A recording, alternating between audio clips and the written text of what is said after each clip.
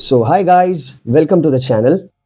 सो दोस्तों, सोचो अगर आपको क्रिप्टो फ्री में मिले बिना पैसा लगाए, लेकिन फिर भी 90% लोग उसको बेचकर 10x लॉस में चले जाते हैं। गलती टोकन की होती है या सिस्टम की? सो आज मैं आपको इंटरलिंक के सीईओ केवी के डे 7 अपडेट के थ्रू एक बहुत गहरी बात समझाऊंगा। क्यों सिर्फ माइनिंग या लिस्टिंग का मतलब कुछ नहीं होता, क्यों बैलेंस और यूटिलिटी ही डिसाइड करती है कि कोई प्रोजेक्ट जिंदा रहेगा या खत्म हो जाएगा।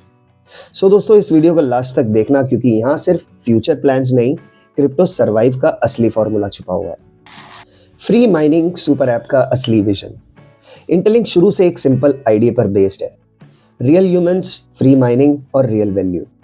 यहाँ माइनिंग का मतलब सिर्फ बटन दबाना नहीं है, बल्कि एक ऐसा सिस्टम बनाना है जहां कोई भी इंसान, चाहे उसके पास पैसे हो या ना हो, क्रिप्टो इकोसिस्टम का हिस्सा बन सके। इसीलिए इंटरलिंक का फोकस सिर्फ टोकन पर नहीं, बल्कि सुपर फ्री माइनिंग ऐप पर है। एक ही जगह जहां अर्निंग, वेरिफिकेशन और यूसेज सब हो। और ये कोई छोटा गोल नहीं है गाइस, उनका टारगेट भी बहुत बड़ा है, 1 बिलियन यूजर्स का। इस स्केल पर सिर्फ वही सिस्टम काम करता है गाइस जो एंट्री बैरियर कम रखे। रिकवरी मैकेनिज्म, वापस आने का मौका। अब एक बहुत इंपॉर्टेंट चीज आती है गाइस, वो है रिकवरी मैकेनिज्म।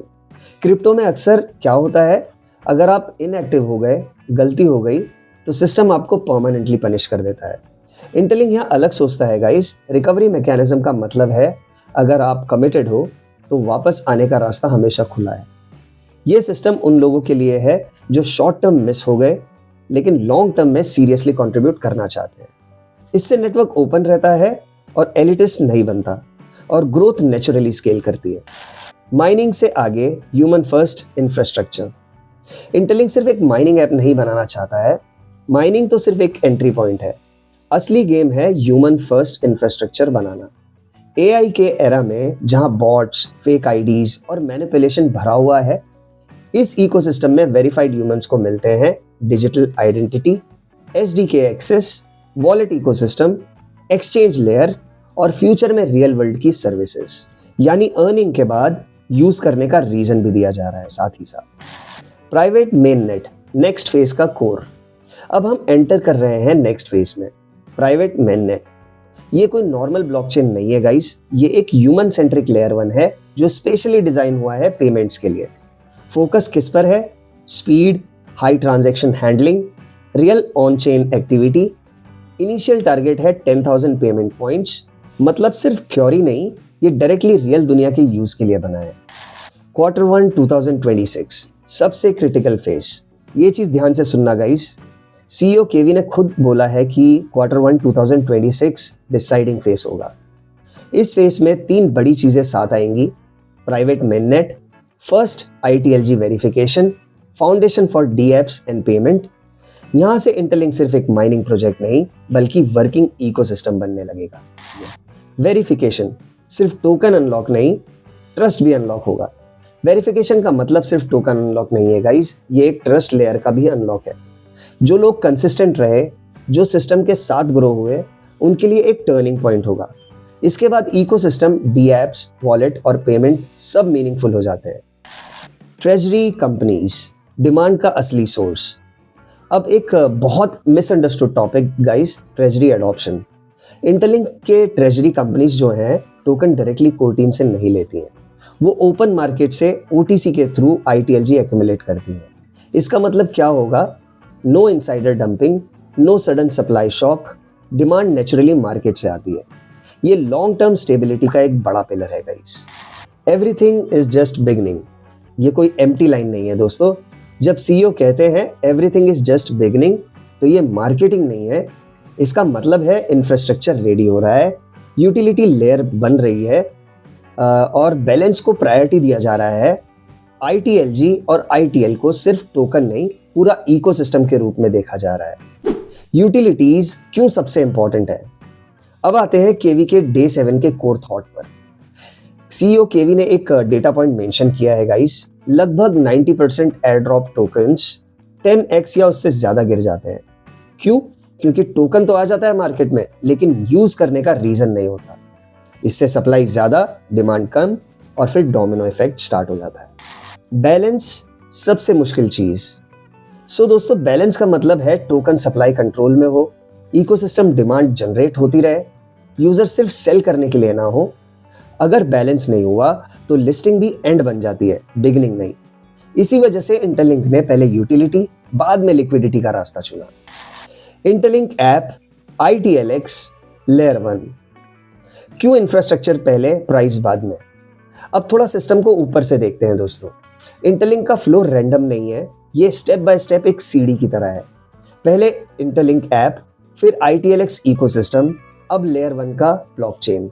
अक्सर प्रोजेक्ट्स उल्टा करते हैं, टोकन लॉन्च, लिस्टिंग, हाइप, फिर बोलते हैं यूटिलिटी तो बाद में आएगी। इंटरलिंक ने कॉन्शियसली एक गलती अवॉइड की है दोस्तों।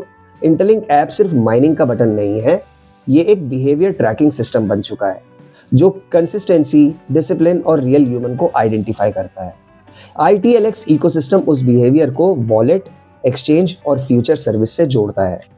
और लेयर 1 ये पूरे सिस्टम का फाउंडेशन है, जहां पेमेंट्स, DApps और रियल ट्रांजैक्शन होंगे।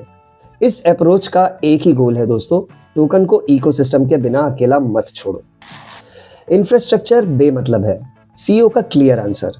CEO केवी ने एक बहुत स्ट्रॉन्ग लाइन बोली, गाइस। कुछ लोग कहते हैं कि इतना बड़ा इंफ्रास्ट्रक्चर बनाना बेमतलब है। रियलिटी ये है, फ्री माइनिंग प्रोजेक्ट अक्सर यहीं फेल हो जाते हैं। क्यों? क्योंकि पैसा कम होता है, यूजर्स का स्पेंडिंग पावर कम होता है, एक्सटर्नल मार्केट में compete नहीं कर पाते। रिजल्ट, टोकन सिर्फ ऐप के अंदर रह जाता है। इंटरलिंक का केस थोड़ा अलग है दोस्तों। प्रोजेक्ट ओपनली बोल रहा है कैपिटल कांस्टेंट प्रॉब्लम नहीं है। वॉल स्ट्रीट और शंघाई का इंस्टीट्यूशनल सपोर्ट सिर्फ नाम के लिए नहीं है, ये इंफ्रास्ट्रक्चर को सस्टेन करने के लिए ही होता है। इसलिए टीम टॉप टियर इंजीनियर्स और सीनियर रिसर्चर्स को हायर कर रही है। यानी ये सिर्फ एक आइडिया प्रोजेक्ट नहीं, एग्जीक्यूशन प्रोजेक्ट है।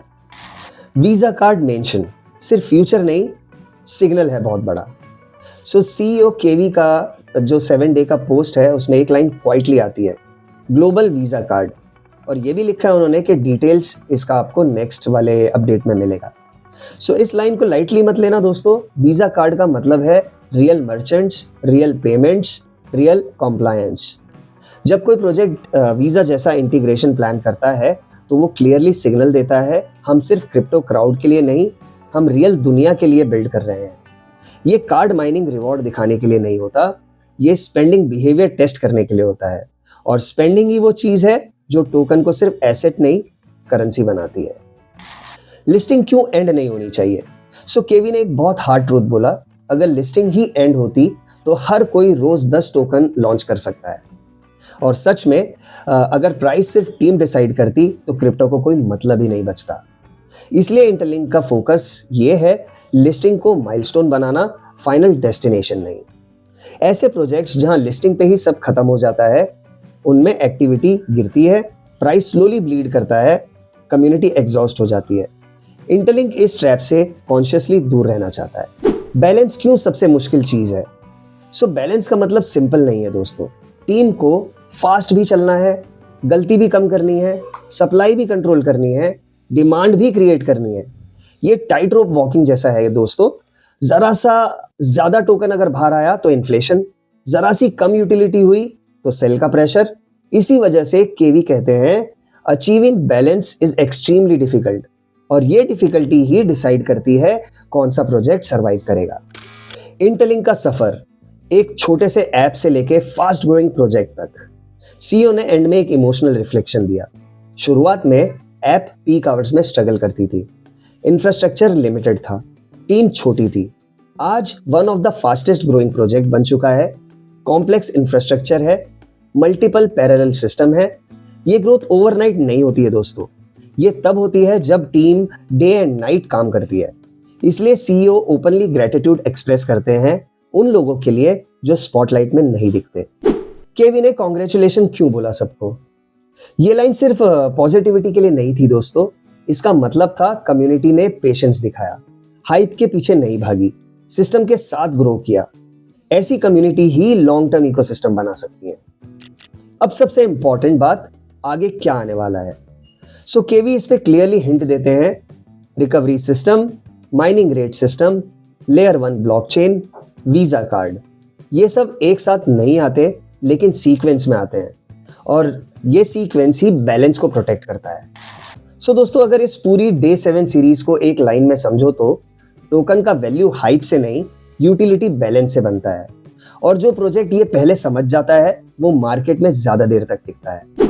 सो दोस्तों, लास्ट में मैं आप लोगों से सिर्फ यही कहना चाहूंगा कि इंटरलिंक का एक्सपेरिमेंट रिस्की है, स्लो है, कॉम्प्लेक्स है, लेकिन ये वही चीजें हैं जो शॉर्ट टर्म प्लेयर्स को दूर रखती हैं और सीरियस बिल्डर्स को अट्रैक्ट करती हैं। अगर बैलेंस सही बना तो लिस्टिंग शुरुआत होगी, एंड नहीं। और तब लोग पीछे मुड़कर कहेंगे शायद तब हमने समझा नहीं था कि ये सिस्टम कितनी दूर की सोच रहा है।